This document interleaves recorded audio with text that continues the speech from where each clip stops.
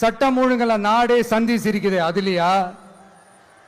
பெண்கள் பாதுகாப்புல நாடே சந்தி சிரிக்குது அதுலயா? பொய் வாக்குறுதிகளா கொடுத்து ஏமாத்தி ஆட்சிக்கு வந்தீங்களே அதுலயா?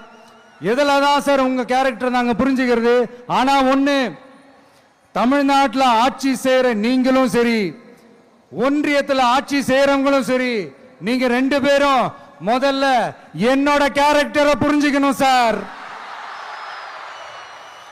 என்னோட கேரக்டர்னு சொன்னது நம்ம மக்களோட கேரக்டர். 2026 சட்டமன்ற தேர்தலோட அந்த கேரக்டரே கொஞ்சம் வேற மாதிரி சார். அத கொஞ்சம் தயவு செஞ்சு நீங்க புரிஞ்சுக்கணும் சார்.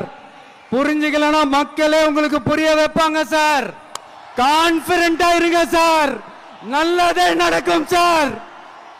வெற்றி நிச்சயம் சார்.